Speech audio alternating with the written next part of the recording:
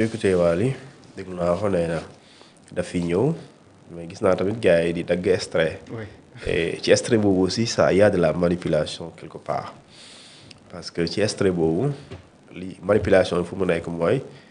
c'est quand il dit du jóge day ñëw sama kër. dañuy déggante mais bu leen di ñëw da ngay indaale mandat après vidéo bi dagg wax loolu na ngeen xam nu ko waxee daal. mais après bu daggee yow ku koy seetaan boo seetaanul avant les 10 secondes 20 secondes avant loolu ak 50 secondes après loolu doo comprendre da ngay jàpp ne dafay défier le procureur dafay défier la police ou la gendarmerie alors que ça c'est pas le cas aussi vraiment parce que nit ñi aussi bu ñuy wax nañu waxante dëgg léegi daf ne boo leen ñëw nag na ngeen indaale mandat waxul bu leen fi ñëw wala boo leen ñëwee loolu fi fekk yéen la parce que loolu vraiment il n'ose pas le dire. Sinon, ce serait vraiment de la défiance et qu'une autorité n'a pas le droit, n'est-ce pas, ne doit pas se permettre de défier quand même une autre autorité judiciaire. Parce que le policier, quand il vient chez toi, vraiment, il consente. Donc, on peut défier. Ça, je considère que c'est une manipulation. Les gars, Azoura, dama jàpp ne fépp fu mën a nekk. La meilleure manière de mettre à l'aise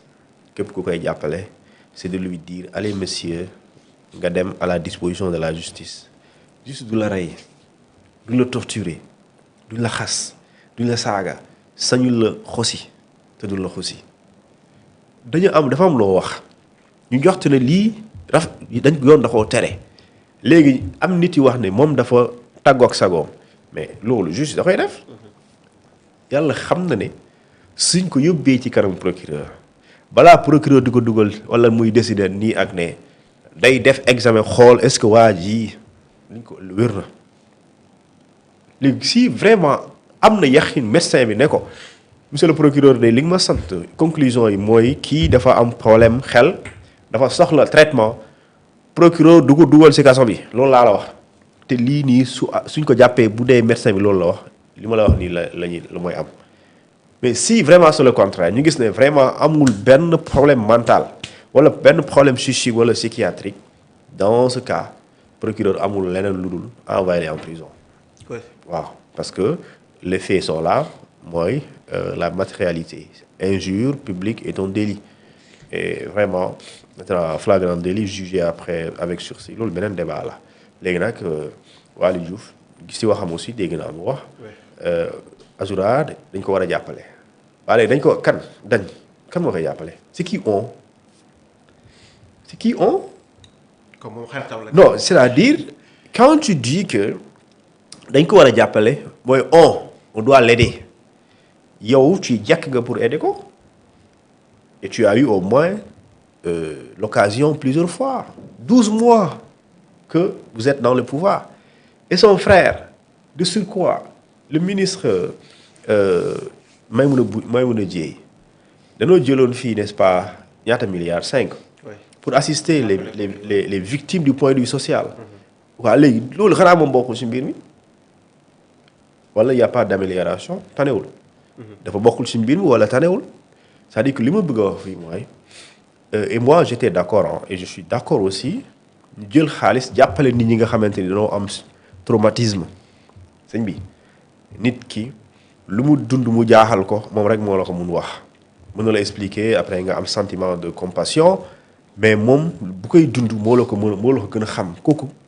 bu ñu koy jàppale pour mu nekkaat nit bu mu nekkoon loolu warul nekk problème loolu ñëpp dañ ci war a ànd moo tax quand on a dit que dañuy jàppale ñi nga xam ne dañoo génn prison ba pare am problème ci seen mentalité wala seen problème psychologiquement ñu am souci ñooñu jàppale leen vraiment loolu acte sax d'humanisme la maanaam loolu vraiment day tax sax day wane sa yow nit nga day wane sa yow da nga am yërmande loolu am na léegi Azoura il est éligible ci assistance boobu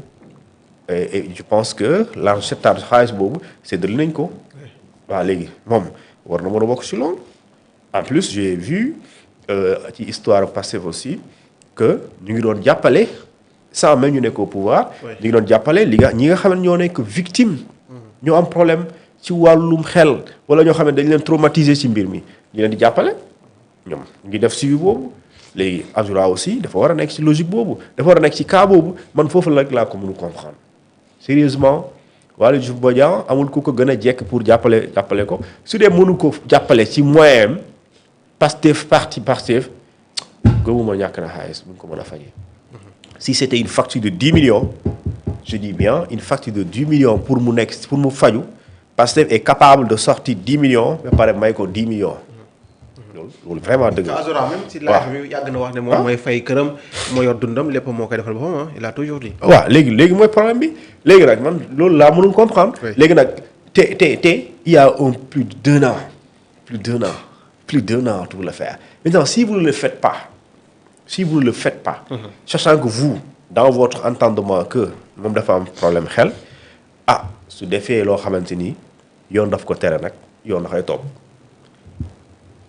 parce que loolu mooy dëgg aussi. loolu mooy dëgg. léegi nag maintenant ko yoon décidé na topp ko. bàyyi la yoon mu def liggéeyam. yoon li ngeen di wax ni gënoo leen ko xam. mais est-ce que ñu jëfandikoo naan injustice bi ñu ko teg ak lim dund kasoog moo tax que tey ñeneen lañu war rëbb ko plutôt Azora Fall est-ce que yooyu peut-être ay arguments yu dëgër la. léegi dama ne ñiy wax par exemple dafa am problème xel. ils ont eu tort ñu xam ko ba pare jàppale wuñ ko benn. léegi soo ko jàppalewul pendant tout ce temps su defee lu yoon tere nga bëgg ci langaamu pour mu bañ a wuyu ji loolu mënul jàll. loolu laa bëgg a wax de manière très simple résumé. loolu mënul jàll. parce que lu tax mënul jàll mooy procureur de la république yow gënuloo ko xam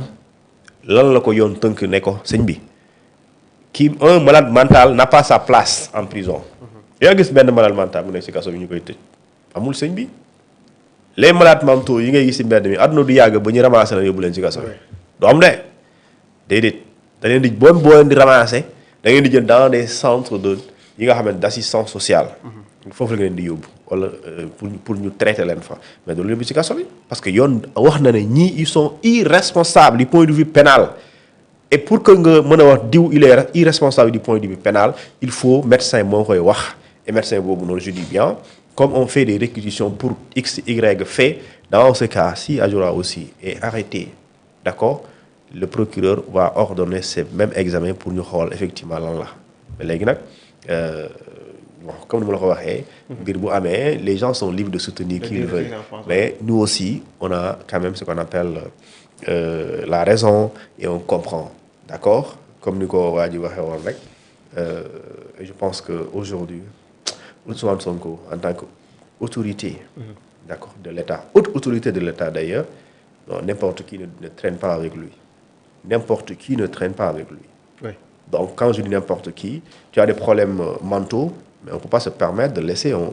nit ko am problème mental di nekk ak premier ministre wala di nekk ak président. koo xamante xam nga problème mental non xam nga problème mental mooy koo xamante ni dafa am problème mu jékki-jékki tout de suite humeur am mën na changer mais soo amee problème mental sa humeur bu changer mën nga def toj parce que xamuloo Sonko xamuloo diw donc dans ce cas boo si nekkee vraiment dañ lay retirer doo ànd ak moom léegi pourquoi pendant ce temps il n'a jamais été retiré mu ànd ak moom et il fait un travail extraordinaire il faut le dire par exemple tey il y a beaucoup de vidéos pour nga gis ko presse bi nekku fa moom moo koy def ça veut dire que il faut nga jege Ousmane Sonko pour nga def loolu et après aujourd'hui tu vas dire que ouais, il est malade bon ça quand même